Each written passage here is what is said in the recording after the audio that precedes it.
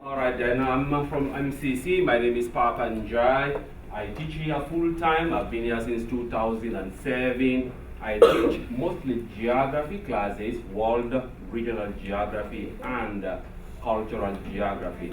I also teach anthropology, one cultural diversity, and the other one introduction to cultural anthropology. Cultural diversity, how can we all get along in the workforce, in our cities, in our neighborhoods, and you guys can come in if you have. Welcome, jump in here, please. And we do have wonderful cookies too, allow them to, you can take in what you say anyway. Yeah, you can walk in. Come in, please. This is so, I don't know what the camera guy is.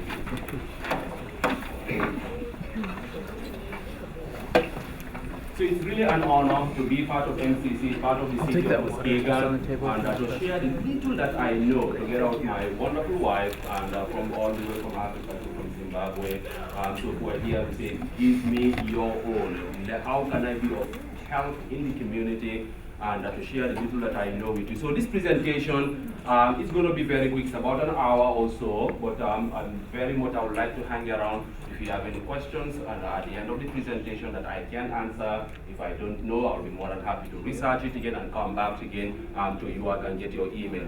I just rushed into my office. I have wonderful books since I'm seeing some very, very young men and women out here. Well, this one is a heavy lifting, of course, by one of the most influential scholars on the planet, Henry Louis Gates, and another guy, the Kwame Anthony Appiah. He's of Ghanaian descent, one of probably the best philosophers on the planet right now. Okay, he is from Ghana, and of course Henry Louis Gates, an African American out of Harvard. Nice to this is an encyclopedia about Africa. And if you want to know, this is Black History Month. Warmth of the Other Sun is a bestseller for many, many years now. Looking at journeys of African American from the South into the Midwestern state, from Chicago and here in the Michigan area and other areas. So please pick up this book. It's big, but it's a very, very easy read, and I've seen a lot of people read it. And we can't talk about history of the black people on the continent of Africa without talking about this guy. What's the name of this guy here? Madiba, exactly, Nelson Mandela. I bought this book. It can be a coffee table book, very nice to browse with interesting pictures and all of these things. For young men and of course little kids, and this guy was here a couple of years ago as one of our Unity Breakfast presenters. I bought the book about Nelson Mandela. It's all about pictures. I forgot another one. It's just called Africa is Not a Country. It's for young children. I enjoy reading it too again. So there's a lot that we can do with young kids in addition to the videos, very good videos with all of them, okay, that I would recommend. So we will start very quickly here.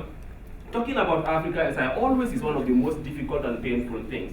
I can talk about Europe, Middle East and North Africa and other parts of the world without any headache, but it's far more emotional when you talk about my own continent because of the way it has been portrayed over the past many, many centuries. What am I going to tell you? Okay, and what you know, what I hear people say about Africa is sometimes not so good. Okay, sometimes scares the hell out of people. And so that image has been around, as I always say, for centuries. Not just even a few hundred years, it's been around since the beginning of Western Civ, when some of these influential scholars started to observe, look at Africa, and they gave it some very interesting description. Some of the time, most of the time, they have never ever interacted with Africa. It's just the image. So I start always with this philosopher here. His name was E. Pliny the Elder. You can see way back, 23 AD to 79 AD. He's a naturalist, doing things about botany, plants, and other things. But the way he described Africa then is still relevant to the way we see Africa today. Okay?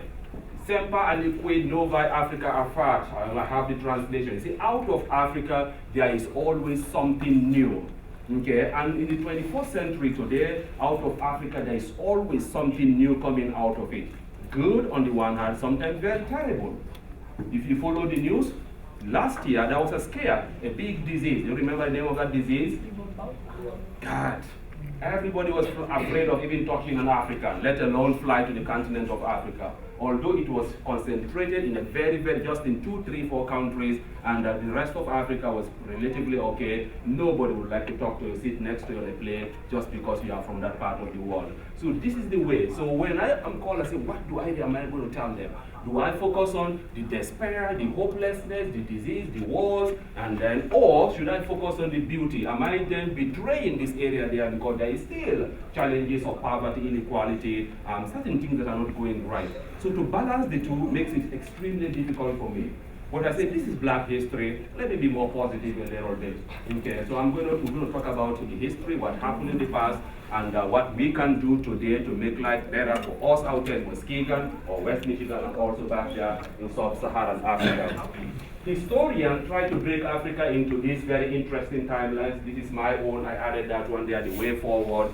Sometimes they call it the periodization of Africa. We start from the ancient, the beginning of mankind, and I will show you, later in a quick slide about Africa being described as the birthplace of humans. Sorry if we are, we all know Adam and Eve from somewhere, but we follow science for now. Then we have what we Africans are very proud of. Okay, before the Europeans came, they would describe it as just full of jungle. That is the name that we have. But we had robust civilizations. We had wonderful empires. Okay, they had their own writing system. They had their own building. They had their own geometry, astrology, law, what you call law, and you name geography, and of course other disciplines out there. And then what happened? It was rudely interrupted by what we call this slave trade. The one here is what we are going to focus on, the transatlantic slave trade, taking Africans from Africa across the Atlantic Ocean to the New World. So sometimes they call it the Black Atlantic, sometimes called just the diaspora or the African diaspora in the New World. But the other presentation is not for this one, but sometimes we forget the other movement from Africa to the East, to Asia, and also part of the Middle East. Africans went there too, sometimes as slaves, but sometimes just as mercenaries, as fighters, sometimes as sailors, and they ended up staying there. That can be for another presentation something later on.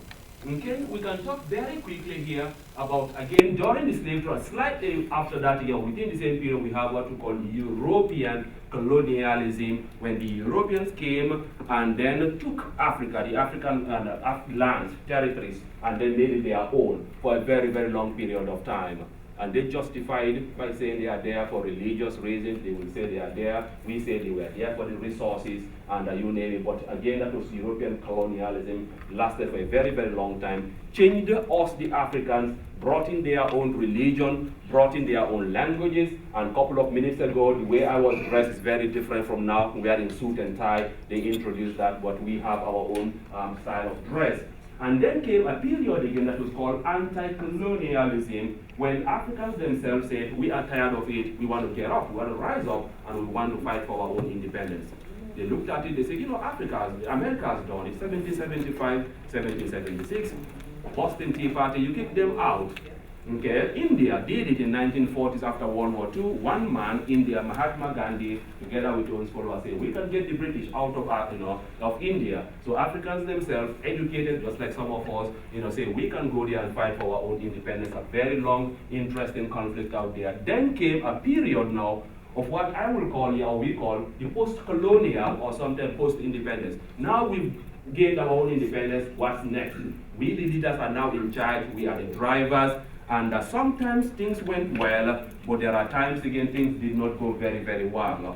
Okay, and that followed. Sometimes you hear about civil wars, one country against another, one ethnic group against another.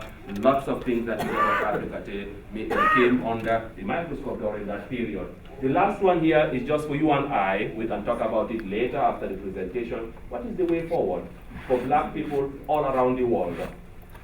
Not only black people in Africa, the ones here, the ones in the Caribbean, the ones in South America. In fact, there are more black people in Brazil alone than all of America, that all of the black people out here today. What can we do to improve our own lot, socially, economically, and few other areas? So that is the thing. So now I'm asking you, what do we know about Africa? How many of you have visited Africa? I always ask that question. Just by the show of hand here, one, where in the world? Zimbabwe. Oh, all right, you can talk to your sister back there then. All right then. And who else again? Jenny, I know you've been to many parts of the world. And this young man too has been somewhere. Where?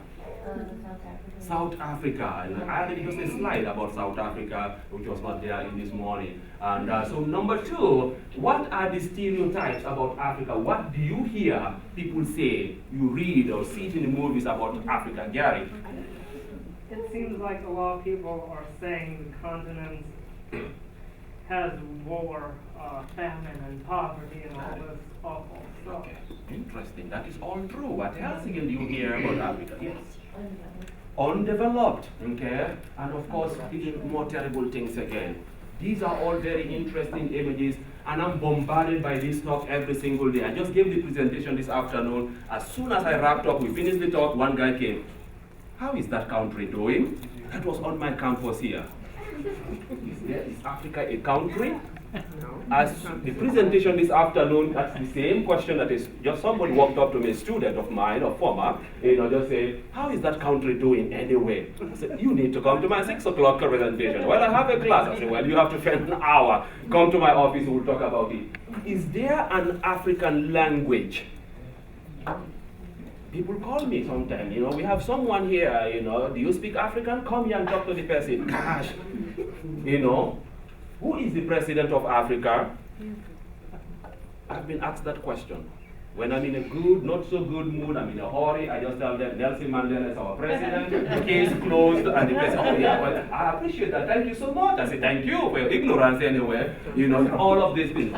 Do you have hotels if I go to Africa? Where am I going to stay? Do you have cities or towns? Are there jungles everywhere? You hear about these things. The disease and all of these things. I can go on and on and on. And I used to, when I was a student, I was a professional dishwasher in a cafeteria, and I would just walk on college campus. And then I would talk to this guy, he'd shake hands, and he would feel my hands. My God, why are your hands so very smooth?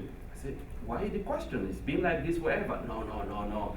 I said, it has been like this forever. No, you are from Africa. You are. I said, I'm going to strangle you today, okay? For him, from that area, I should be holding the hoe, and so my hands would have blisters, not smooth, and so therefore, it just started when I got here in America. These are the things, but I don't get offended. I know there's a lot of, things like that moving around the world. Sometimes when we have time, we educate people out there.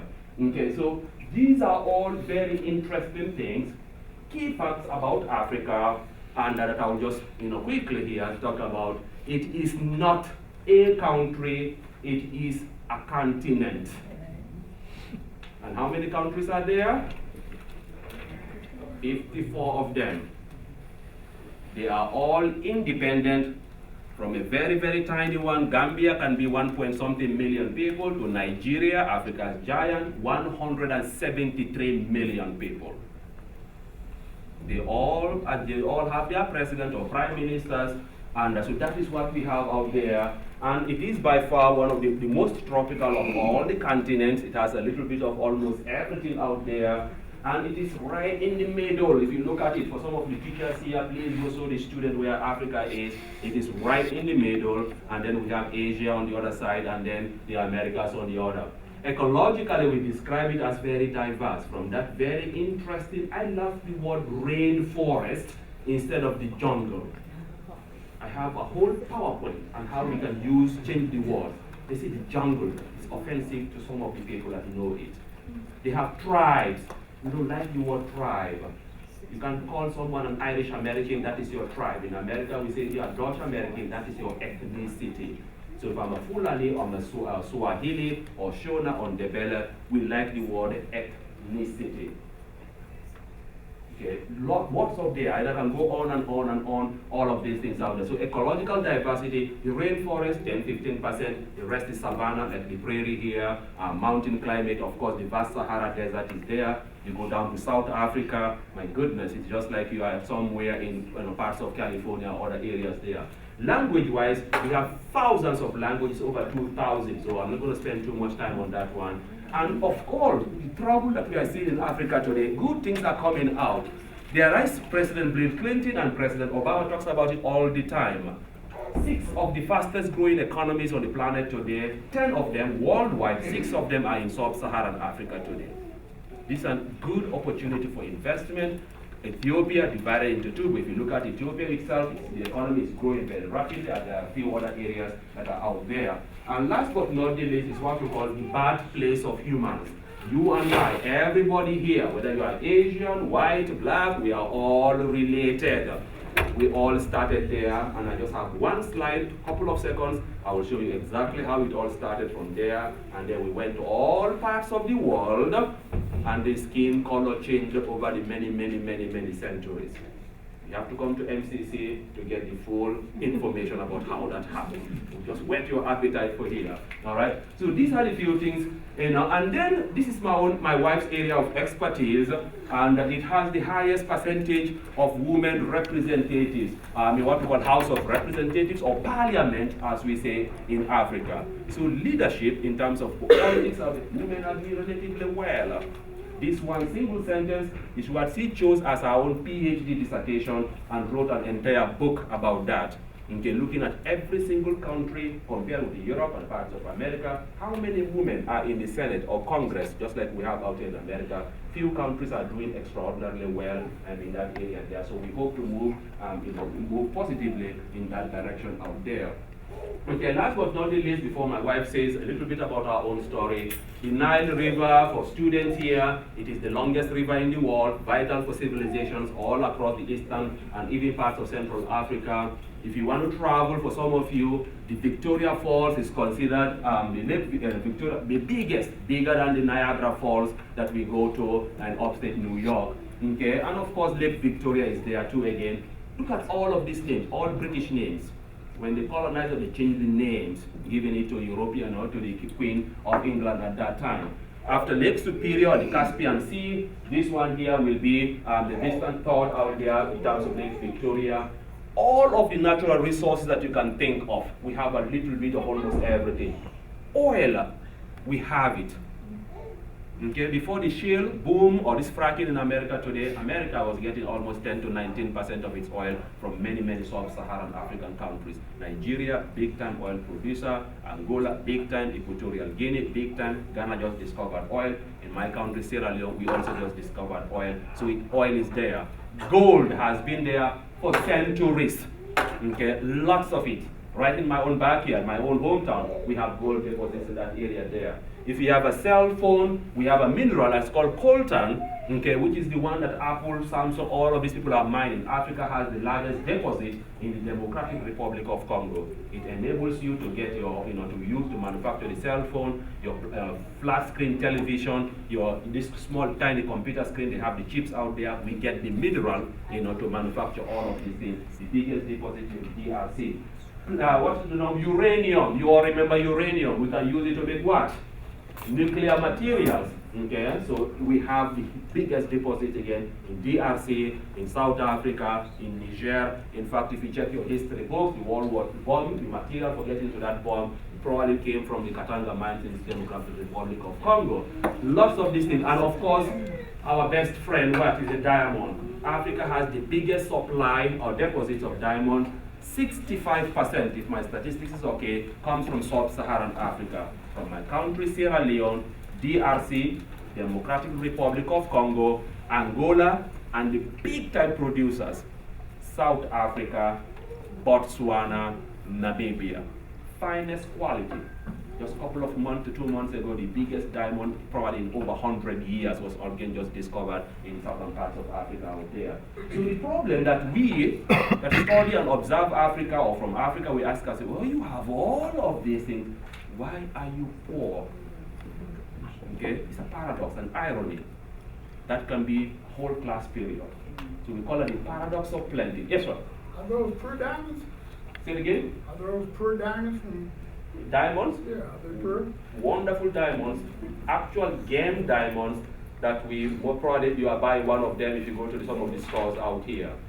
Okay, that is a whole story. We cover it in my regional geography class. I will mine it there, zip it through London, through Belgium, down to Manhattan, where they cut and polish. So the price goes, let's say you buy it for $100 there, by the time it gets into JCPenney, it's almost $1,500. It has to go through multiple channels. I have video production for that, I have PowerPoint, we can talk about that all day. Okay, but these are some of, when they say game, real game diamond of all color, high quality. Okay, and that is a whole interesting thing. But these are the problems out there, and so instead of that, now this is what we call the 4Ds: the death, the destruction, the diseases, and of course the hopelessness. This is what you see on CNN. This is what you see on Fox or NBC. This is what you see in the media every single day. And that is why when I walk around, you see a lot of people are not even proud of calling themselves African.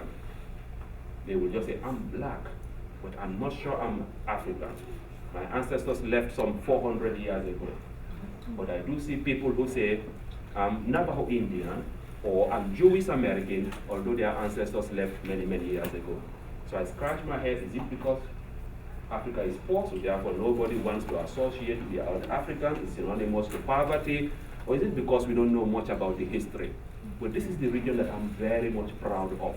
I wake up every single day, I say, I'm from this area, I have been blessed, I'm lucky, to start from zero, a very small, tiny school, I will show you in a couple of seconds, to some of the biggest schools on the planet, to stand in front of you. My parents never went to school. School was not available during their period, 70 years ago, 80 years ago, it was not available.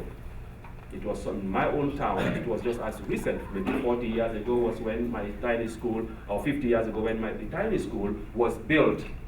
So my parents says, you are all going to school, we don't care whatever you're going to say.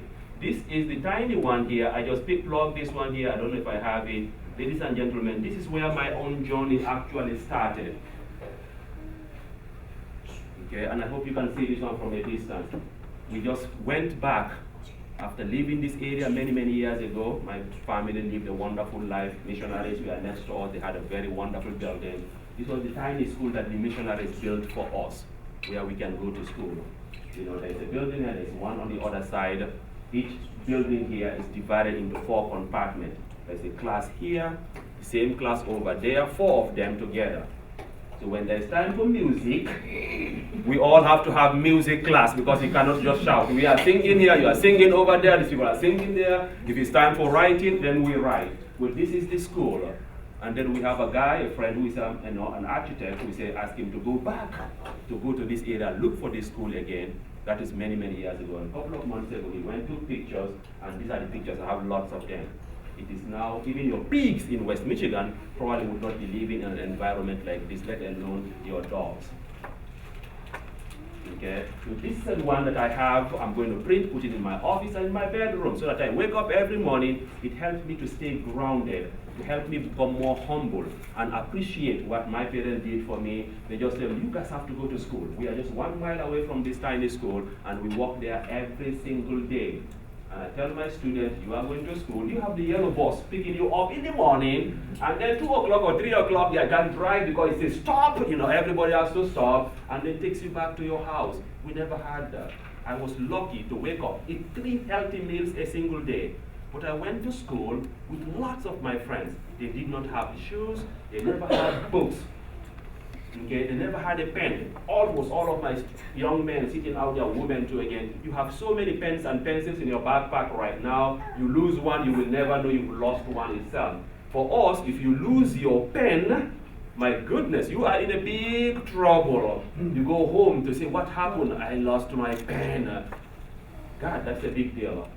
So this is where it all started. My high school was nice by American standard. It was a Catholic school, very fancy, well manicured lawn. But this is the one my younger brother and I, and who is also a PhD, he's somewhere in Cincinnati, we want to raise money. I don't play basketball or NBA. I wish I played basketball. I would have built this one overnight, but I'm saying I have to figure something out.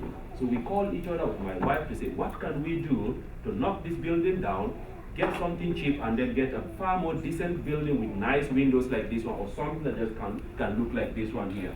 This is the story where it all started, and my wife is going to tell you a little bit about her own interesting journey, and then we can take the presentation now to another level out there. We have a very wonderful young man here. He's 5 months old, and he's sometimes can be a challenge anyway. So we are going to move back and forth, and I'll be happy to take him over for a few minutes here. Let her just tell you her own similar story, slightly better than this one. Thank you, Kate. I'll be back in a minute again. Yeah.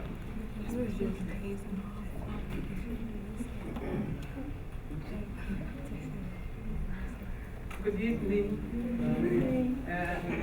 I am Dr. Tanjai. Where do I start? I'm from Zimbabwe. I did my undergrad in history at the University of Zimbabwe. And I moved here. I did my master's in public administration at Grand Valley. And I did my PhD in public administration with focus in non-profit administration in Western Michigan. So, just a short story about what Mr. Njai was talking about. Africa is not a continent. We just had an incident when we had our baby, and the person was doing the birth certificate, and she said, "Where are you from?" And I said, "I'm from Zimbabwe. My husband is from Sierra Leone."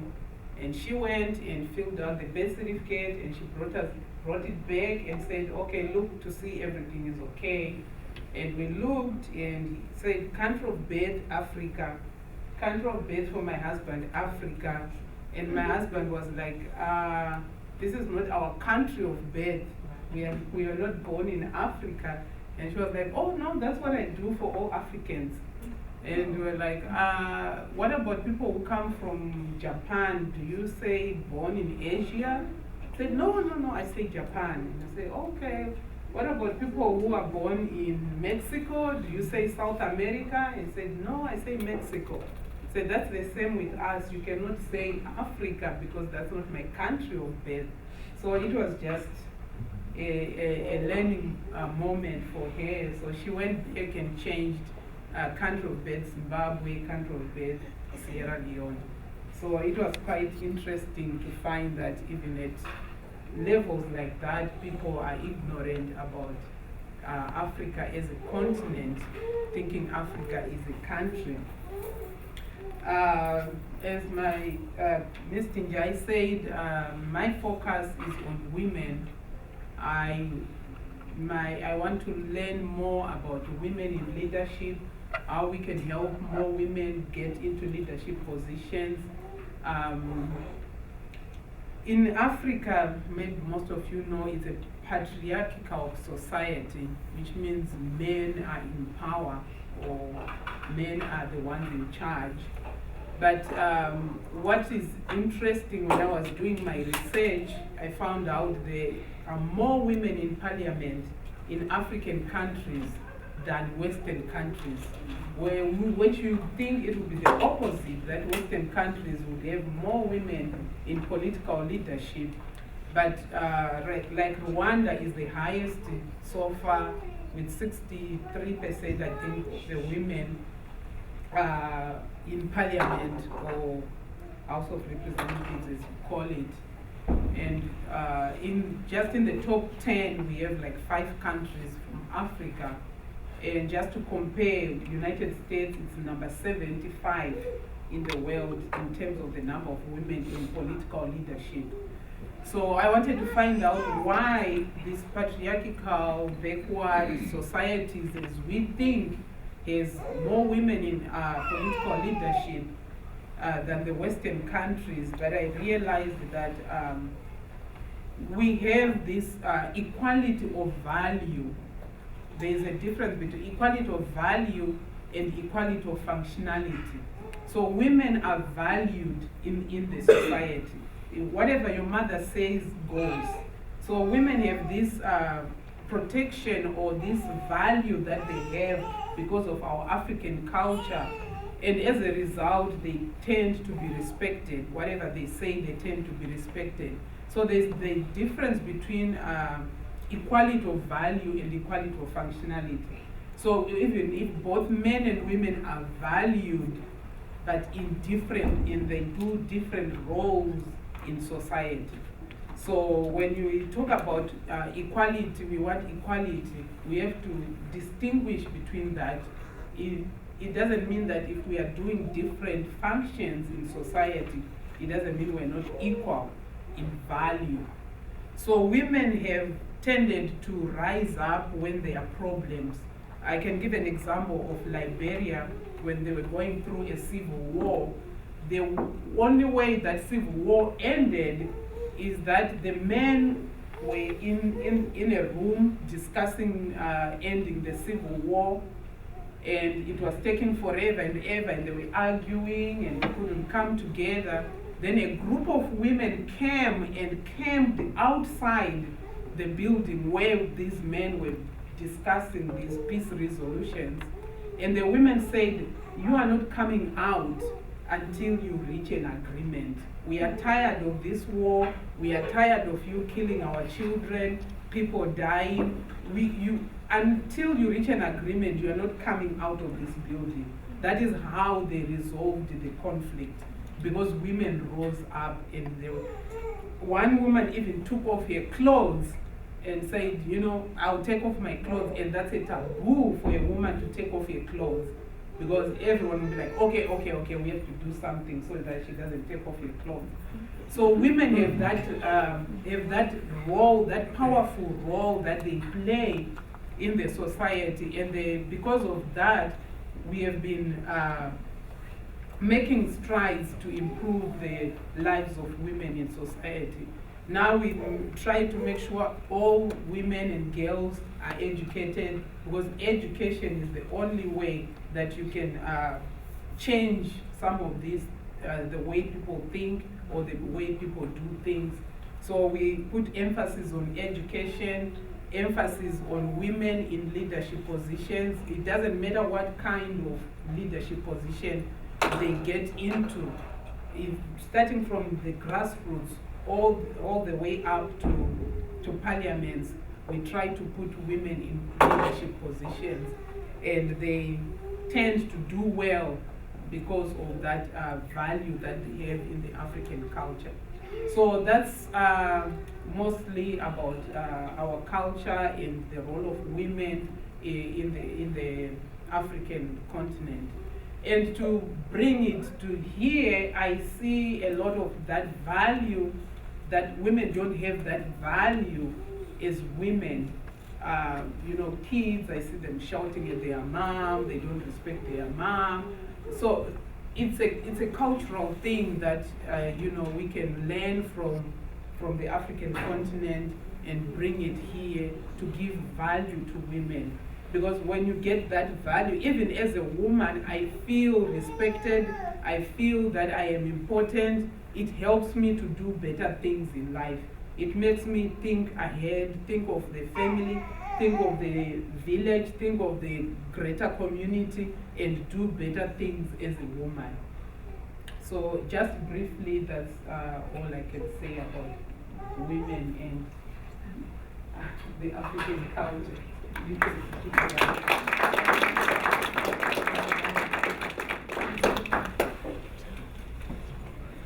We'll have Q&A later. If you have any other questions for Sylvia, please feel free to ask. Okay. So this is the size. Okay, as I said, it is not a country, it is a supercontinent. So if you look at this one right now, look at the United States where we are right now, it can just fit in North Africa. All of China, 1.3 billion, is the biggest country in the world population-wise. China can fit into sub-Saharan Africa alone. All of India, the second biggest country in the world, can fit into, again, just the northeastern part of Africa, and then Argentina, New Zealand, all of Europe, which is over 600 million people, can fit into Southern Africa alone. That can tell you the size that we are dealing with today. Sometimes I don't know our country, we are thousands of miles apart. Okay, that can easily show you. Let's look at America alone. If I choose America, you can see you can put 3 Americas in just one single sub-Saharan Africa minus Alaska. That is the size we are dealing with today. So imagine driving from New York to LA, how many days it will take you? Now imagine not driving from here right up to the Horn of Africa there, which is in Ethiopia. Okay, so these are the things we are dealing with out there at the side. I told you a couple of minutes ago that in fact this is the origin of mankind, where we all started, somewhere around this region here, called the Eastern Africa. This is the Great East African Rift Valley. Sometimes we collectively call it Africa's Great Lakes region. There are multiple lakes. I call it Lake Victoria, but there are other lakes around this area here, so we call it the Great Lakes region. But this area here has what we call some of the most interesting archaeological finds on the planet. Okay, especially led by the Leakey family. It's a white, family of Kenyan descent. Anyway, they've been there. They almost all of them are wonderful archaeology. So they've discovered some of the oldest fossils, the remains of humans. Okay, which led scientists to say human beings may have started around this area here. But that again, every single slide here is an hour representation, can be a whole presentation. So we just condensed the information last night as we are talking about. 100,000 years ago, right down to maybe 50,000, human beings started to move, okay, across Africa, either going northward, sometimes going right down south to southern Africa, and as I will show you in a slide, others moved right into what we call today Asia. So all of us here, we call them, we have our genetic ancestors. If you are white, you came from that area. If you are black, you came from that area. The same thing for Asians. Okay, 3,500 years ago, roughly, another wave returned back to Africa. That again has been documented again. So if let's say we have 7 billion people around the world today, and everybody goes away, just like the way the dinosaurs disappeared, leaving only this group out here in sub-Saharan Africa, scientists say we have the same carbon copy of all the genes in the world. If they give us another million years again, we will repopulate the world with the same skin color, hair color that we are seeing around the world today. So almost all of us here, you have a copy of your genes somewhere in sub-Saharan Africa. If you're in my anthropology class, we watch a video. It's called Race, the Power of an Illusion. It's in our library. Wonderful. They take your DNA saliva, you say you are white, thinking your ancestors in Ireland or Sweden or Finland. Sometimes you have more in common with someone in Central African Republic, okay, just like your Irish ancestors. Then you look at Africans, we are from the same area, we don't have anything in common. We have that interesting genetic mix in our own area there, but again, these are the complex societies you have heard about, and I talked about a couple of minutes ago. Many kingdoms all across sub-Saharan Africa, or Africa as whole, and the Nile Valley had its own. In your history classes, you talked about the pyramids, is that right? You've heard about those interesting pyramids. They have been there for centuries.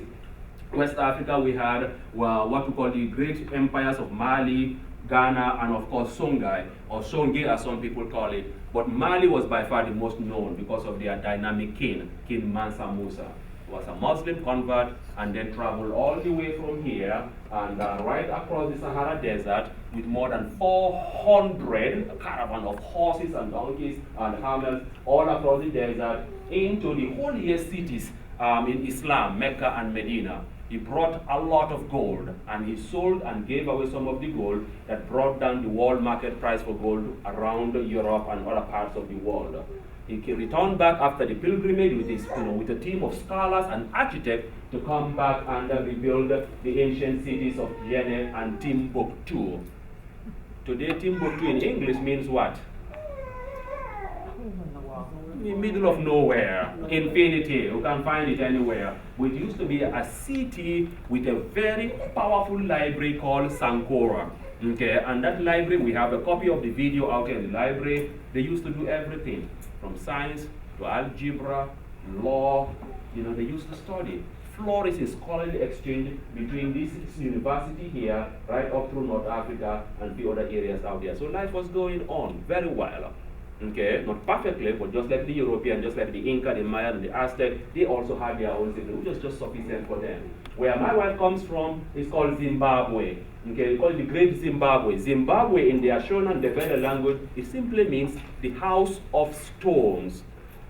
Pyramids built by their own ancestors centuries and centuries ago. So when the Europeans came, they were perplexed, confused. How can this so-called dark continent, barbaric people out there in their own language, build something so sophisticated? it is not possible that they built it. It is possible that maybe some groups came from other part of the world, or maybe some, how do you call it, space aliens came and built all of these things out there. It was built by them, just like the pyramids built by the guys around this area here. We built our own, and the Incas and the Mayas built their own. That is a very interesting thing. Very quickly, this is the one that tells us how we moved around the world, let's say 150,000 years back. But this is the move. This is where a lot of us were concentrated, and the story goes that roughly a few thousand people started to move in search of hunting and gathering, looking for food. Or that's one that moved right down to Southern Africa, formed these robust civilizations down here. Others moved through North Africa into what we call here the Middle East. And then you can see the arrows. One group went towards Europe, and the other one through South Asia, and then into what we call here the Bering Straits. That is the group that entered into North America today to give us the First Nation group or Native American. Another one that through Central America and into South America, we have the Maya, the Aztecs, and then the Inca groups. That, again, you can look at your biology, physical anthropologists out there, and archaeologists. There's a lot of literature about that one again. And the other group that ended up in Australia, we call them the Aborigines out there, and the Maori in New Zealand. Okay, but again, not for this presentation. How then did the color of your skin or my skin change over time? Mine became black, yours became far more lighter. Well, all environmental. We are in deep winter right now. Now imagine if you are in Northern Europe, okay, Northern Siberia or parts of Russia, you do not see the sun for months and months. So the body had to figure out how to survive. We need the solar energy from the sun to give us vitamin D. It gets in, moves our systems out there very quickly, get processed vitamin D. I use it to survive. The rest, I sweat it out. That is why Africans, we have very powerful sweat glands. My hair texture, it was designed for a reason. I can sweat it out very, very quickly. Okay, so the vitamin D is there. So we have a selective advantage for us in sub-Saharan Africa. The sun is there 24/7. Dark skin is a protective layer for me.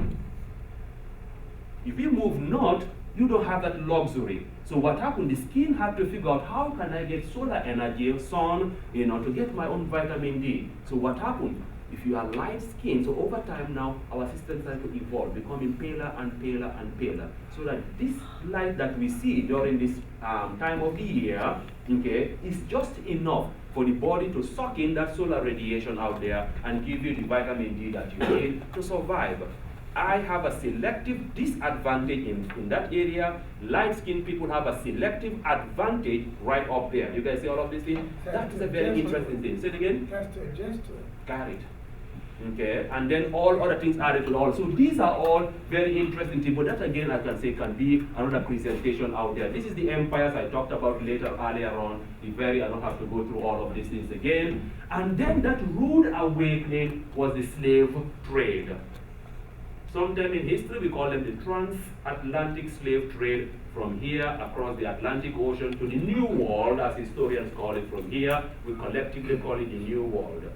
There was also another trade across Africa from here, going northwards, another one from here, towards the area here, towards the Far East. That, again, I say, for another presentation again. Blacks were there as slaves, but some were mercenaries, some were just there as sailors and ended up staying there.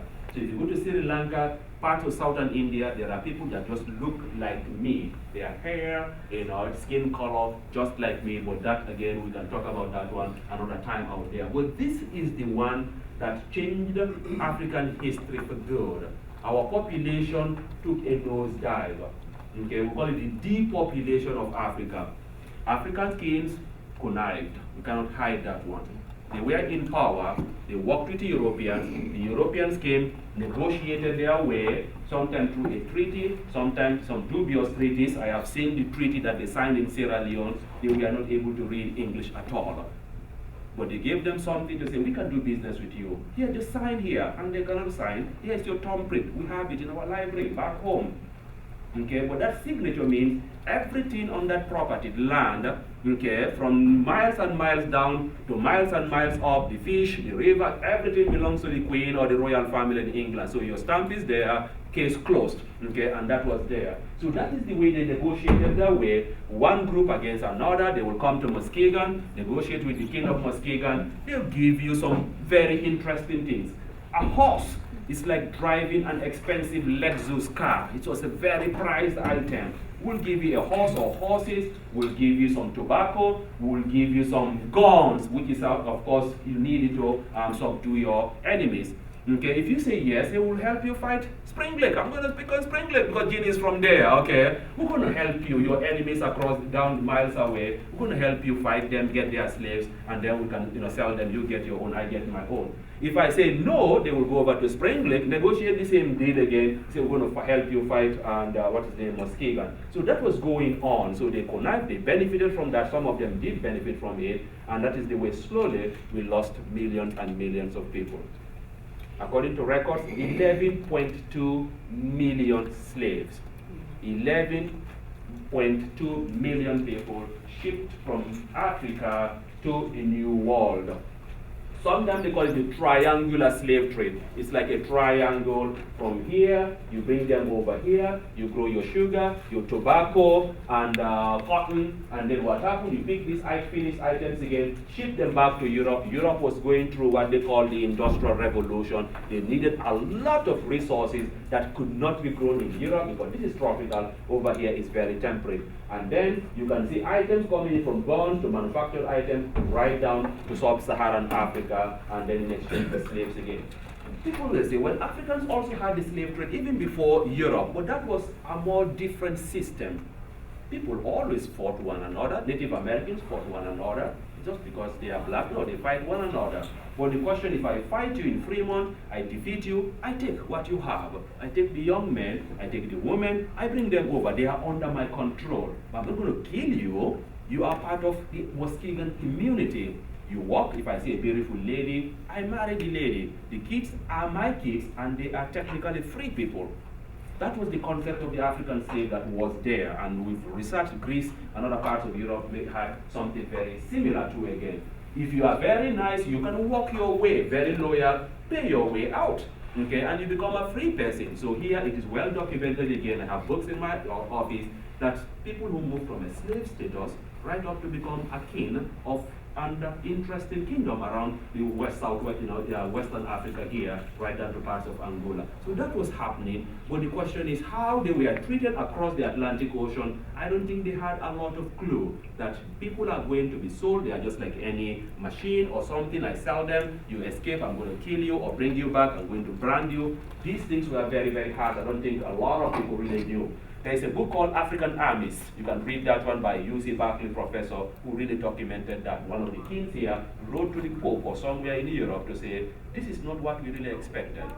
People are taking too many of my people out there. My area now is almost getting empty. We are losing a lot of young men and women. Even the priests were involved in the human trade. So you preach at night, during the day, you are a businessman selling people and you are preaching to them again. This is a far more better picture. You can see the volume, number of people from this region here. This is Mozambique, this is Madagascar, around Africa here, to parts of Brazil. You can see the huge numbers of people that are coming in from the Caribbean. This is the Caribbean area here.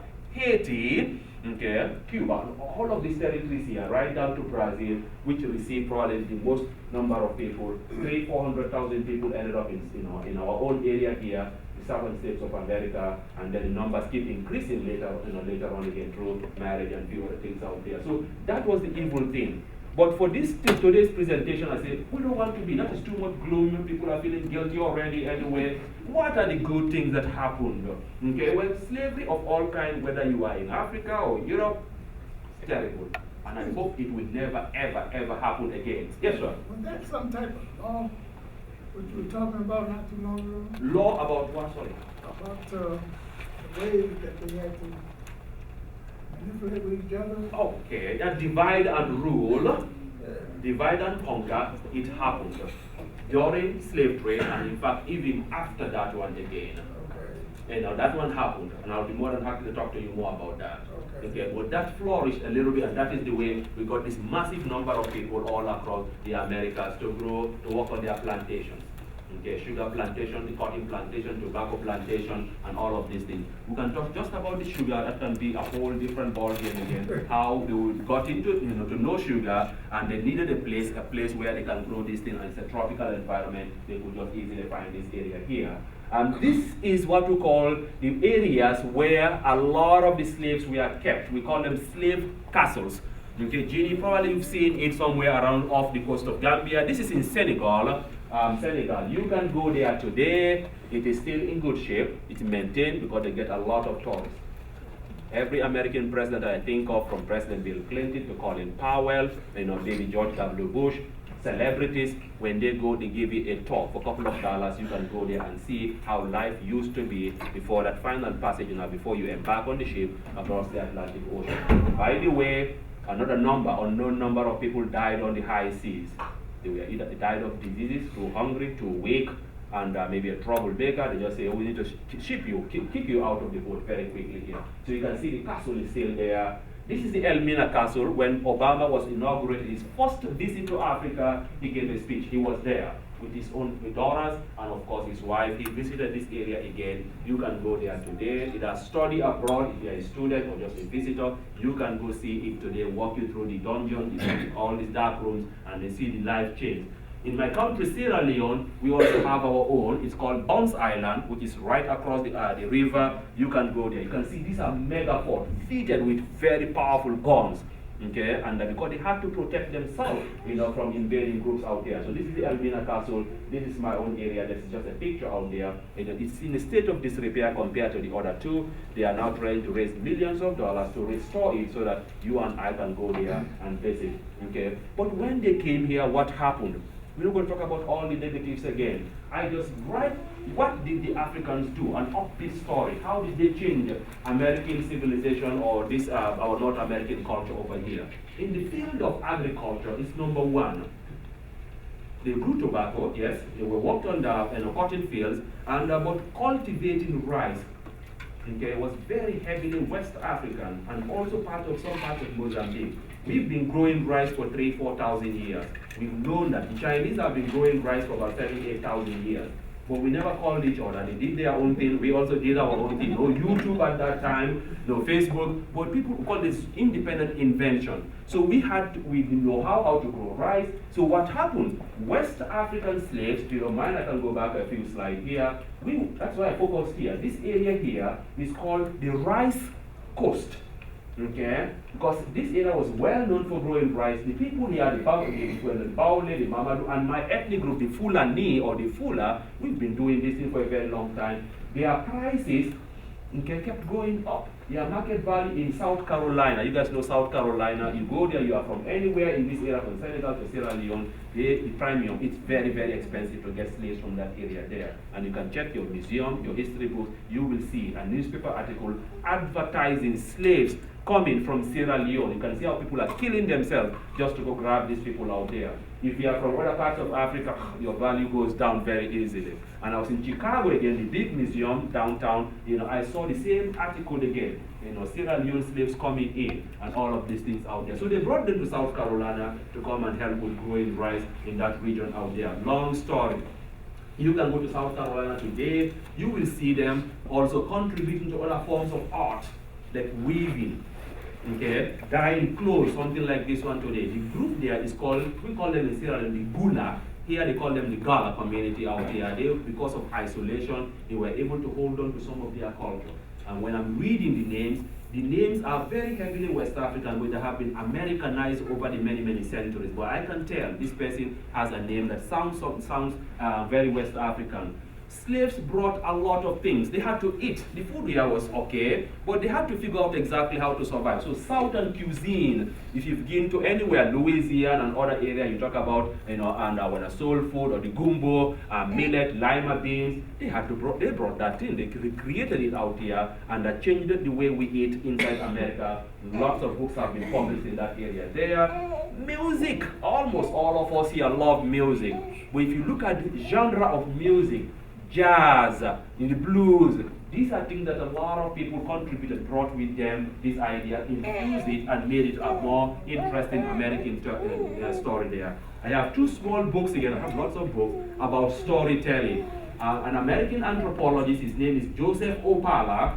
He has been investigating this thing for decades. When I was in the university back then, and I'm a very nice guy, and he researched some of the storytelling technique, the Bra Rabbit, Bra Fox, how we use it there, and how it's still very used in many South, parts of the South out there. So that is there, very well documented. And of course, the skin color change in America. Okay, in addition to Native Americans, Europeans, a new group came called black people came to the Americas, here, the Caribbean, right down to South America. We are celebrating this month today because of this very interesting mix. I teach a class about cultural diversity, how we all can get along. A, race, now is religion, order, sexual orientation, they are all in the workplace, in our schools, in our communities. To build a robust society like America, we all have to work together. Okay, but this group here, of course, we can talk about this thing all day. Changed America, the stories changed, and right through 1950s, life was not very pleasant. After the 50s, thanks to MLK and other people out there, life is getting better, but there is still room for improvement. Okay, last but not the least, look at this one here. Okay, hairdressing or hair braiding, heavily African, and today it's now surfacing, coming back. Even men braid their hair now, and these are all little things, but they came to this part of the world very quickly. African dress, the way I'm dressed today, I see a lot of men and women, and now try to lay their hands on the typical African dress out there. So these are the things. But while this was happening in the Americas, life was still not okay in Africa. One major trend, the Europeans, we are taking slaves. They said, this is not enough. Now we really need to go and occupy the territories. We call that the scramble. Scramble is like I have cookies, I throw them over, the way everybody's just dashing to get something for themselves, to get as much as you can, depending on your firepower out there. So they scramble, everybody dragging to keep something for themselves, and then they ended up partitioning Africa, or simply call it dividing up Africa amongst themselves. Most of these are powerful European powers. Germany was there, under the Germans, the British, the French, the Dutch, you name it, about 12 European powers. They met in Berlin in 1884 and 1885. Not even one single African king or queen was called to say, you know what, come and advise us. They don't speak the same language, can we bring these two people together? No, they were going to kill each other, don't put them together. But no, they were just sitting there with their whiskey maybe and cigars, and then just dividing up Africa amongst themselves. And this is what happened now. You can see the massive arrows there, and the French, immediately the Franco-Prussian War, they were being defeated, and what happened to regain their power and glory again, they moved into Africa. Desert, no problem, we're going to take it. Okay, when it is a forest, we're going to take it out there. So they occupied most of this. This is Sahara Desert, completely dry, but they just wanted to show that we have big territories out there, to show the world they are still a relevant power in parts of Europe. This is the French incursion here. The British were already a very powerful state, an empire. We call them the empire where the sun never sets. From Australia, New Zealand, to Belize, to Jamaica, to the America, up north and up here, North America here, parts of West Africa, they had a lot of clout. So they say, we are not going to capture everything. We are just very selective. We just want very few areas that are very strategic, very important for us.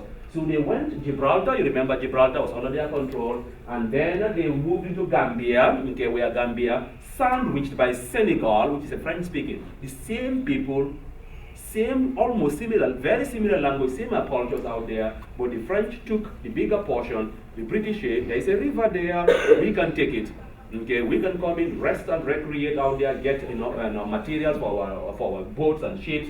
And then the number two is my country called Sierra Leone. Sierra Leone has the third largest natural harbor on the planet. Natural, natural. It can shelter dozens and dozens of ships very quickly. Very ideal during the World Wars. The British can keep their ships there to evade German bombs or German targets, and then get some lot of refreshment again, supplies as they are moving to other parts of the world. Then they skipped Ivory Coast. They moved over to Ghana, which was then called Gold Coast. Real gold.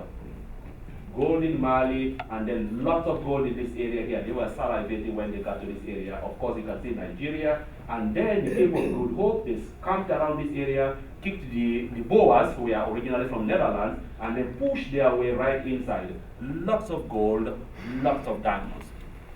Okay, so they were very strategic. On the other hand, again, they figured out since Gibraltar was under their control, they can easily get through the Mediterranean. They needed access to the Red Sea, Gulf, and into the Far East. They said, we need to capture this area called parts of Egypt, and they route through Egypt and Sudan right into Eastern Africa out here was all, following the River Nile. That was an interesting thing. So you can see how they control Africa very easily. The Germans for some parts, Germans here, Germans in Cameroon later on again. Well, this is the way things change. What happened? If you ask why, we give 3 reasons. I call them 3 G's, God, gold, and glory. Here we can say desire for resources, economic resources, everything that they needed in Europe that they could not grow. They say we can come here and then get it for free. Number 2, political control. If your flag is there, meaning the French will not mess with you. If you have a French flag over there, meaning I can't go over there. It has to be under your control. Then I will have unlimited access to the resources and of course the people. And the last but not the least, they call Africa the dark continent. That is the way I read it in high school, the dark continent. Okay, so it was like a moral obligation for them to come in and open up, bring the word of God to people out there. You know, Africans had their own spiritual beliefs. It was not the Abrahamic faith, Judaism, Christianity, Islam, but they believed in something. That was not enough. They came, let's Christianize them, let's bring the word of God and all of these things out there. These are the 3. The rest is very interesting. The impact or the legacy, everything changed. Okay, first of all, the religion changed us, number 1. They changed the crop from growing rice or millet. Millet is wonderful crop, gluten-free, it's been there for centuries. That was no longer important for them. They say we need the cotton, we need cocoa, okay, which today we use to make what? Chocolate. We need palm oil. What do we use it for? Body lotion, shampoo, soap, and all of these things. These are mega plantations. You plant more, you are depriving the people of being able to grow food crops for themselves. But they needed it in Europe, so what happened? They forced the rubber to make what? Tires for their cars, remember? So everyone that you have out there, you needed a place where we can grow lots of rubber. And I can go into world history. The Portuguese had access to Brazil, they had access to rubber from that area there. The British had to figure out a way to get their own. Belgium had DRC, where they can grow their own rubber. The Americans say, we have been left out. A wealthy businessman, his name is part of Firestone Company, bought the biggest Firestone rubber plantation on the planet out here in Liberia. It is the biggest on earth. So that single crop we're using today for our cars today was a big deal during many centuries and centuries ago. So the crops changed. Land tenure system, meaning land ownership. Women used to be part of the family. You can go farm an area. Men used to have their own. When they came, they changed everything out there and started commercializing things. Of course, they brought in the European language. I always tell my colleagues that I don't complain. You know, at least I'm using the European language today to make a living. Okay, I'm using it to my own advantage today. But it came to sub-Saharan Africa, and then the rest is a little bit too complicated here. But the infrastructure, the roads that we have built, we are not designed to unify Africa. I can easily pick up a car here, drive, zoom right down to Sierra Leone, just like the way I can drive from California non-stop and to New York without any headache, because everybody became so protective. The lines are not there, the railways were not designed to unify Africa, east, west, north, and south. So almost all of these things. There's a wonderful book by Walter Rodney, published in 1980. His own book is called How Europe Underdeveloped Africa. For him, he has nothing to praise about European colonial. Everything was bad. At least we will say some things were good. If you are Christian, you can say, I'm being saved. But he had nothing to do. There is another book again by a French guy. He was 27 years. His name is Frantz Fanon. He's all the way from the Caribbean. And he was in Algeria during the War of Independence. He wrote a book, it's still a classic in the African Studies program. It's called Les Miserables de la Terre in French, meaning the wretched of the earth. If you read these two books, sometimes your hair starts to rise. It is just very powerful. Even Walter Rodney, not born in Africa, some of them were from the Caribbean, but they were just so into this African issue out there. They were just into it, and everything about this whole movement was just to, to brutalize us and to keep us backward out there. This is one of the poster boys, child for what we call colonialism. His name is what? Do you remember the name there? Cecil Rhodes. If we call them the conquistador, he will be their chief. He came very young and then decided to say, I'm going to start with South Africa here. Okay, bulldoze this way right through to what we call Rhodesia. My wife is from South Rhodesia, and then the other one is North Rhodesia, Zimbabwe and Zambia today, respectively. He's named these territories after himself. Extremely wealthy guy. Owned all the big time mines out there, and his intention was to colonize Africa from here right up to Egypt, should be under his own control. He died before realizing that dream, and his body is still somewhere in Zimbabwe. So these are the things about what happened. Africans were not passively sitting down to say, oh, God is responsible for all of this. They said, we're going to fight. Okay, either peacefully or sometimes through violent means. They've seen it done in America here. The Indians were doing their own after Mahatma Gandhi led India into independence. Africans, some of them were studying here, came here, saw how America fought for its own civil, for its own right and own independence. The list is long, you don't have to copy this thing, I'm just reading their names very quickly here. But one of the guys that I really admire is Leopold Sedar Senghor. He was the president of Senegal, a Christian in a country of 98% overwhelmingly Muslim country. He's a philosopher, a writer, and they coined what they call negritude, black pride, black consciousness. From West Africa, studied in France. He is one of the best. Even the French Academy, all of France, selected him to sit, because the French are very protective of their language. In case a handful of them sit down to monitor the language every year forever until he died in his 90s out there. So he can tell how educated this guy. Coordinated with his colleagues out here in America and others all the way in the Caribbean. They were talking to one another, coordinating how we can liberate Africa and reinvigorate what we call this negritude. And that is one thing that is lacking in our own generation today. We don't talk. Today we imagine them, no YouTube, no Facebook, no Instagram. They were able to coordinate. Today we have everything at our disposal, a click away. We don't know anything about what is going on in the Caribbean or Africa. The Africans don't know what is happening to black people out here in America. That is what troubles me quite a bit anyway. Okay.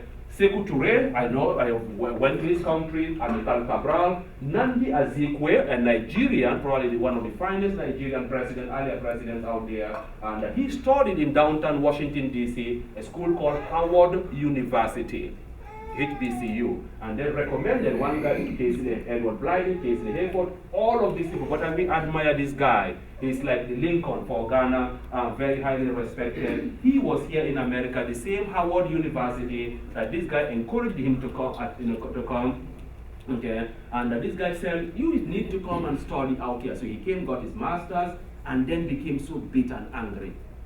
Okay, what is happening to Africa today? He went to Britain, the same thing again, started to mobilize, his own African culture. So let's go back and let's see what we can do to liberate Africa. So in 1957, Ghana became one of the earliest countries on the continent to gain its own independence. Of all the African countries, only two escaped colonialism: Ethiopia and Liberia. Ethiopia was never officially colonized. The Italians came very briefly, but they were able to kick them out after some time again. So that became an independent area. Has published books, many of them. I loved them when I was in high school. I would just read some of these things for the sake of fun. Argued or fought for a system called the United States of Africa. Instead of you have USA, United States of America, I said, why not Africa? Everybody coming together under one umbrella. It didn't happen then. Others, Emperor Haile Selassie, Julius Nyerere, highly educated, translated all of Shakespeare's books into Swahili. Okay, and then Jomo Kenyatta, Patrice Lumumba, his son is right now the president of Kenya.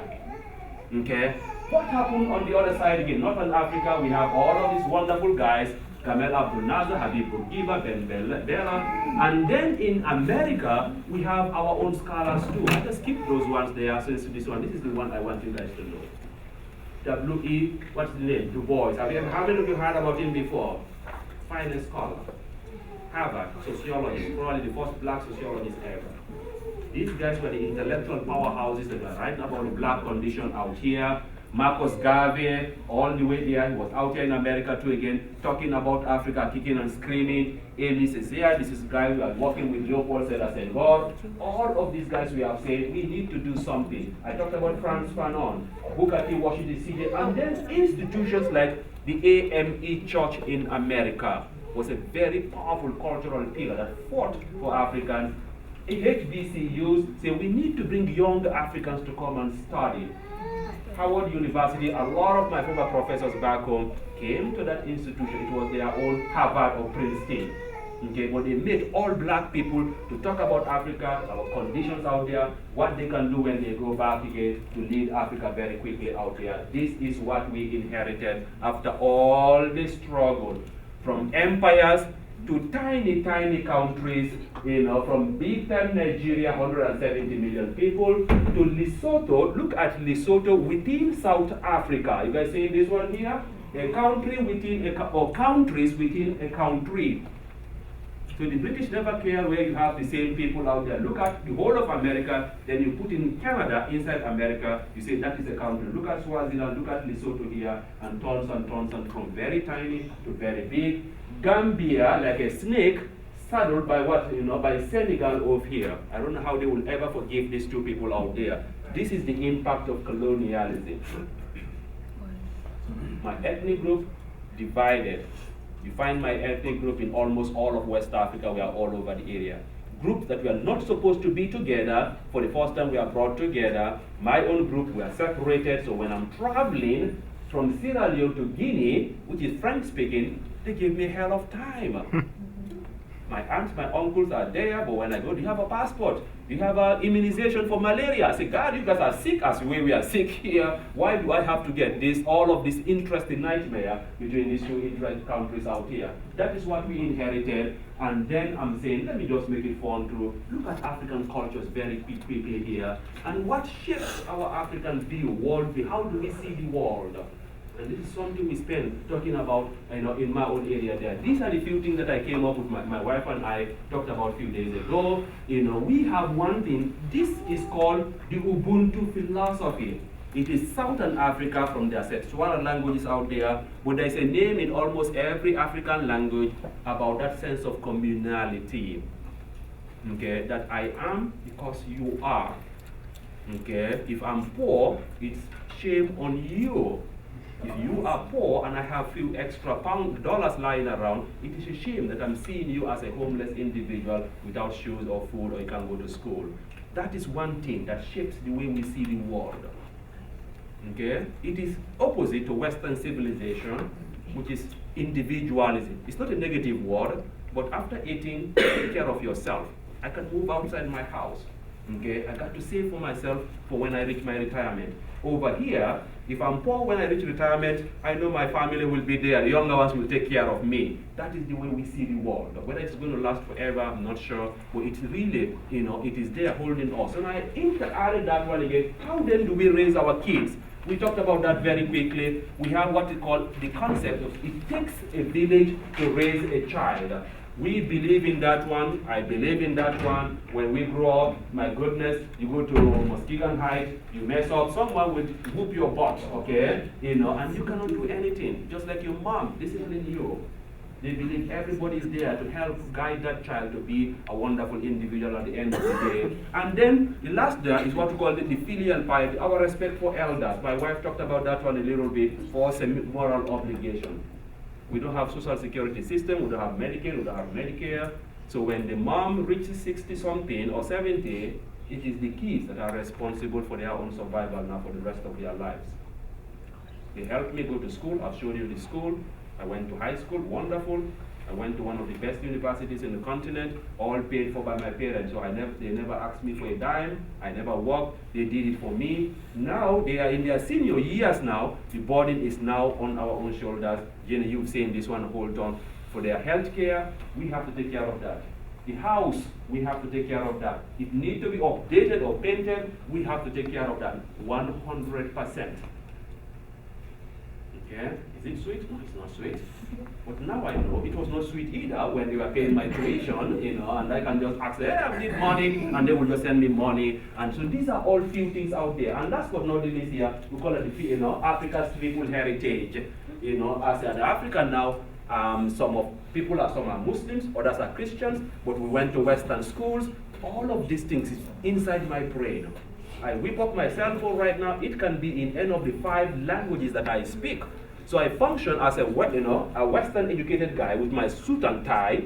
Now I'm in my African dress, going to eat my African food and then my African music. So as a typical African, we move between these systems without unconsciously.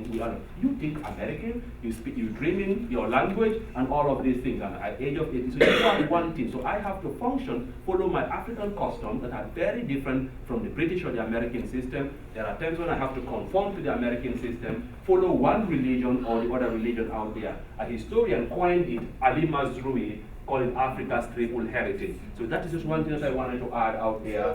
We have tons of religions. Christianity is the biggest of all, slightly bigger than Islam.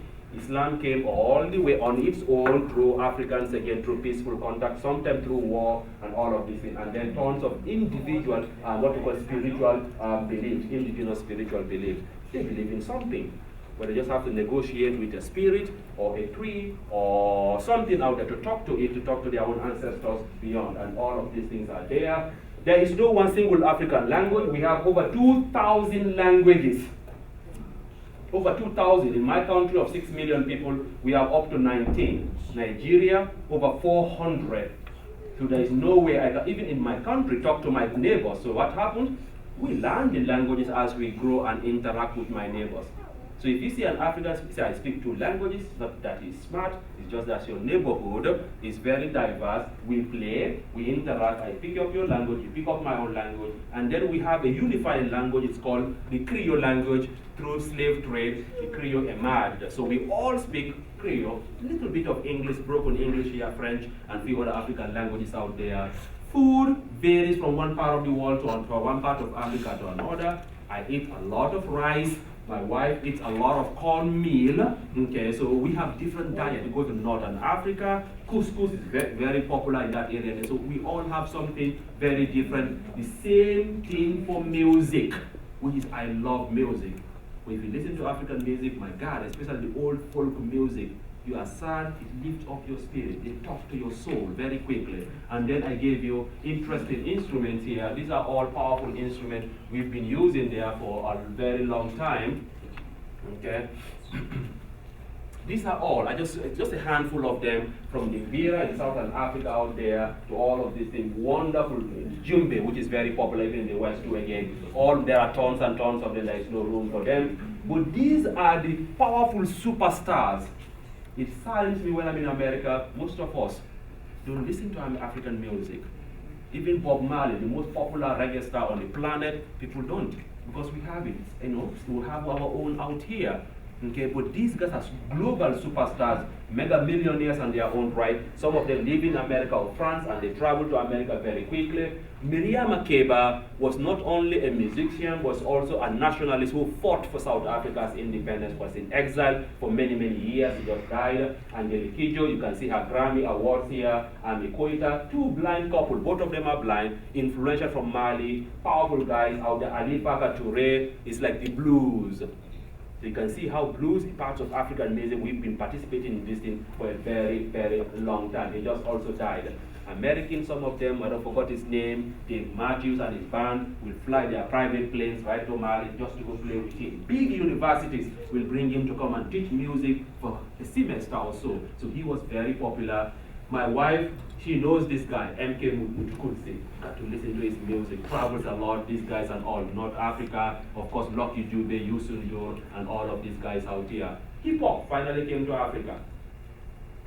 Okay, yes indeed, you can't leave it out. These guys, if you look at the picture right now, you think you are working with Jay-Z or Beyonce, is that right? Okay, I'm sorry, sir, go ahead. You're all right. I was just going to ask, are the bongos or the congos still popular? The music? Yeah. God, everything. You know, Africans love music. And what happened, the music went to America and you know, to parts of Cuba, you go there to the Africa, and then we borrowed from Cuba again, from the America, we call it Afrofusion. So you go there, I think you are listening to salsa or merengue. It went and then it came back, we mixed it again. But these are now the new guys, the younger guys now, not interested in the older generation again. This is their private planes in Nigeria. So they are making good money. Okay, Bentley. I'm not impressed, but I'll just have to show you how cultures evolve over time. Now they dress and talk just like these guys here. I wish I know how to rap like them, but I don't. You know, but these are all lifestyles today. Dress changes. I have a wardrobe that can fill up this whole tiny room out here of my African dress and my African food. Southern Africa. Now they have their own fashion, runways now in New York, in Washington DC, in Paris, in Southern Africa, they have their own models again. I have a wonderful article magazine run by African women out there. You can see what they are doing over here. The hijab has now become very sexy thing again. Eastern Africa, parts of Ethiopia, men and women are now reclaiming what people thought was completely primitive now, making it look very cool and very sexy and appealing today. This is me in Grand Rapids with my buddies out there, you know, accountant, engineer, and accountant here, very successful guys too again. My wife and I, so we have lots of things. So I move my triple heritage. During the day on campus, you see me in a suit and tie. In my weekends in Grand Rapids or Muskegon, I'm in my African attire, listening to my African music, dancing my African songs out there. I move between these things seamlessly without thinking about what I'm really talking about. My cousins, this is all gold. We love gold. Raw gold, yes indeed. My wife, I think she has a lot of them too again, okay? You know, so all of these things are my nieces, and now she's now in Maryland. You know, this is our own dress. And they can dress just like you today, jeans, but the other day they can be in their own interesting African attire there. That is the president of Sierra Leone, his official duties, you know, dressed African, I have the same attire, or when he's, you know, feels like he's also in another area. He can go this way to his office, just like me. I can teach this way, go to my interview this way if I want to, and I can also be in my suit and tie very quickly out here. So this is literature, we have our own. Okay, wonderful world-class writers from Things Fall Apart, which is Africa's classic novel, and it is almost in many, many colleges and high schools today. And I get my high school kid from Monaghan White. Oh, we read this book some time ago. A Nobel laureate, a Kenyan writer in somewhere in California today, the Senegalese writer, and this is the young Nigerian American who is now the hottest thing on the literature, in the world of literature today. Okay, extremely smart. He went to maybe one of these elite school, Harvard or so, and he's writing. His last book is called Americana. Go check it out, and he's doing very, very well today. Okay, but the question is, more, where is Africa today, apart from the negative? I condensed a whole book into 7 bullet points. Okay, what is the coolest things happening about Africa? The opportunities for today, the next 10 to 15 years. The market is getting bigger. I thought we are close to 1 billion population right now. Next 50 years, we're going to pass China's population. So what happened? We are going to buy a lot of your cars, your computers, your iPad and iPhones, your jeans and sneakers too again. Stability is now coming back. Okay, although you see wars here and there, sometimes we make 2-3 steps, sometimes we take 1 step backward. Ebola pushed us back. Okay, sometimes you hear small little things, terrorists attacking things out there. But overall, we have a lot of stability today. And I can talk about it because I'm from Sierra Leone. For 10 years, 1990 to 2000, in a country of 6 million people, we lost 45,000 people. 45,000 people. It is over now. We are now rebuilding our country again. The same thing for Liberia. Okay? The youngest workforce, okay, people in their early 20s, 20-something years again, we call them, here we call them millennials, over there we call them cheetah generation, meaning they are young, very savvy, and then just like you guys here, they Facebook, Instagram, and they are more tech savvy than, in fact, even me. I'm surprised.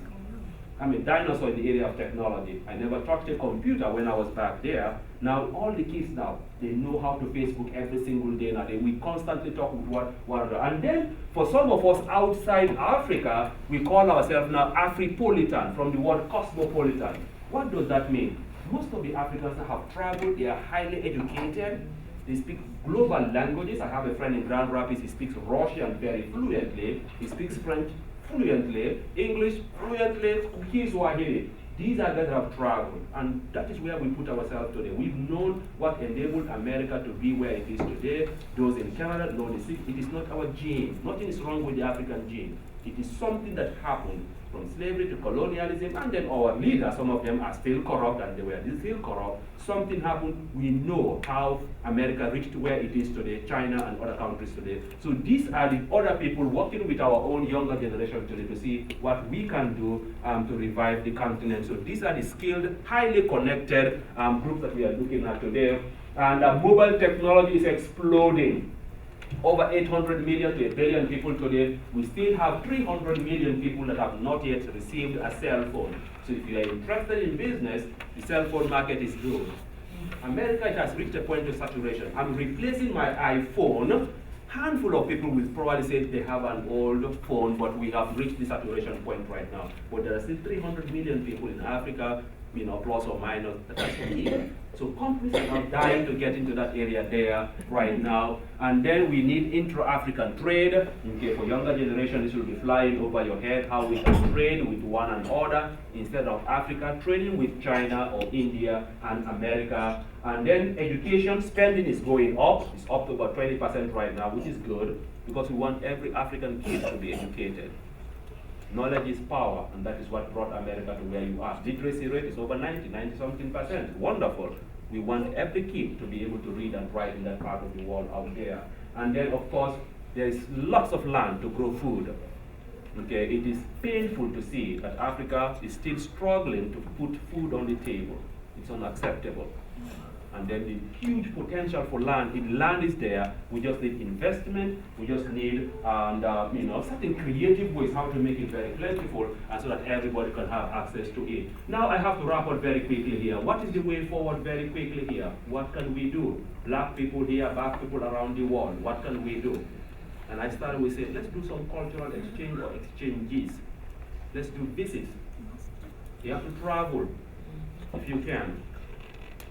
We also there need to travel to here or the Caribbean, know how other people in other parts of the world live, and know our histories firsthand. Education, guys, I'm proud of all of you to take your time to come and listen to this presentation. You don't have to, but you left your classes, your precious evening to come here. You are soaking up something, the little that I know, and I'm hungry for knowledge too again. But as we say, knowledge is power. The more you are educated, we all know it. Just a high school diploma, college degree, you are likely going to make about $1 million more than your colleague who never finished a high school diploma. So we have to educate ourselves, our kids, we have to coax them, we have to, bribe them, let them go to school and stay in school and at least get that bachelor's degree. We need that one. You can't do anything without health. We have to take care of our health. Okay, and then this is true for America. I'm bringing a video here, if it's as soon as it comes out, by George Washington. I forgot the name of the dean. It's about black health. We are prone to diabetes and high blood pressure far more than many other racial groups out there. So we have to eat healthy, figure out how we can take care of ourselves, invest in healthcare, whether it is here or Africa. We have a lot of problems in Africa too again. I've done a lot of presentations in Grand Rapids about HIV/AIDS. How it exploded, how it started. I've done numerous presentations in that area there, but we need to reduce it because a healthy mind is a wealthy person. Okay, if you are sick, you can't do absolutely anything. Invest in technology. It is here to stay. We got to know it out there. Lots of business opportunities today. You name it. You want to open a school, private school, there's market for it. You want to start a hospital, there is market for it. You want a car company, there is market for it. You want to develop an app. Kenya today is known as Silicon Savannah. Outside Nairobi, they have modeled it after Silicon Valley. Young 20-something, the future generation, they are now developing their own apps. They are programming just like anyone. As an American, you can go there, start your own company, pair up with an African there, go start up something. People are now doing it. People are living here. And I can give you tons and tons of examples. This is a very short presentation out there. The M-Pesa is a mobile payment system developed in Africa. We are struggling with the Apple Pay, to pay that till people are, I don't want to use this thing. They have been used for 10 years. The poorest Kenyan that doesn't have a bank account does not need to move around with a wallet full of money or a credit card. You can pay your taxi driver by the push of your cell phone, your grocery bill, your cell phone bill, your water bill. You can do, this is the poorest who don't know how to sign their name. You can go there, upload it, and this is happening in Kenya. You can go to 60minute.com. They have a special about that M-Pesa, this mobile payment system. That is happening today. We want to get it all over Africa and see how we can do out there. And if possible, if you have positions of power, let's do more sister cities. Africa is underrepresented in that area there. Japan has a lot with West Michigan here. Ghana and Grand Rapids is doing something. The Ga community out there, we need to do it. Ladies and gentlemen, this is just a small list. It's long, but I just decided to add a few things here. And let me take you to my city very quickly. This is my beautiful city if you ever have to visit Freetown. Very rich history. This is the downtown. This is the downtown area there. This is the Cotton Tree, very rich. American Embassy used to be here, the Presidential Palace, but they moved it for security reasons to the suburbs now, and this is very open, so they moved it from there. You can still have fun. You think Pierre Marquette? We have lots of it. Grand Haven, beautiful. My God, miles and miles and miles. When I was a college student, this is all we do. On weekend, we go there, we party all day. And then come back, but we study after that anyway. This is all part of a very nice high school. And look at the white sandy beach. This is all part of my Freetown Sierra Leone out there. You can get a hotel where you can enjoy your life from the hustling and bustle of your cities out there. Indoor swimming pool where you can rest and recreate. And then downtown area, public transportation is available. You can also see poverty too, which is so easy to see. That is why it's so easy to teach back home. You open your windows, you see a mega mansion there. You see over there, extremely poor. The house is maybe $100 or $200. We all live next to each other. I'm going to college, I backpack, I pass through this dirty neighborhood to go to that wealthy neighborhood over there. So it is so easy to teach geography or urban geography because it's like a lab. You see all of these things. In Muskegon, I have the right to say, I'm not going to North Muskegon. I can spend a whole day, a whole year not going there. So it is wonderful, but at the same time, we don't know the experience of Muskegon Heights or North Muskegon, Northern Shores. We are all separately moved away from each other. My beautiful wife from Zimbabwe, you can also travel there. Opportunities are there, and you can go there down. There is KFC, so you will never starve anyway, okay? There is food there, but again, you can see some very interesting things. There are pyramids or House of Stones, it's been there. There are waterfall, Victoria Falls, wonderful, you can go there. If you can have extra dollars, you got extra dollars out there, you can get some areas where you can go rest and recreate too again. I didn't put the last slide on stuff, but some of you have been to South Africa, you said to South Africa, and you got to see Cape Town, very beautiful city. Okay, you go there, you think you are in parts of Miami Beach or other areas out there, and this is Durban. Okay, young students, it's so cheap to go to school. You can go get your MBA there for almost next to nothing, very cheap. You get world-class education, and at the same time, huge international education too again. We can't talk without, this is Lion's Head, but this is the guy we all think and talk about every single day. He changed what it means to give up your own life, to fight for one thing, your principles. Apartheid, they say, is evil. It has to go. They say, you are a troublemaker, we're going to lock you up. He said, I'm ready to go. He went for 27 years of his prime life without seeing his beautiful wife and children. Some of them died while he was in prison. He said, I'm not going to go out until all of South Africa is free. Until 1991, they said, get out of here, you are a troublemaker, and became a president later. So just like Mahatma Gandhi, just like the MLK, he is a change agent for mankind, for all over the world today. So these are the influential figures we want to think and be like, at least to follow what his own principles out there. Ladies and gentlemen, long presentation out there, but we can ask question, comment, or I'm hanging around. Sorry it took so long anyway. Yes, sir. Population moved up there. Where? The whole of Africa? As I said, it's close to 1 billion population right now. We are over 800 million. Over 800 million right now. Yes, sir. Nigeria alone, 173 million people. Yes, sir. Thank you for asking. Any other question? You can hang around. I will be hanging around here for a few minutes. And don't finish our cookies, please. They are all there. It's all for you anyway. And but I thank you so much for coming.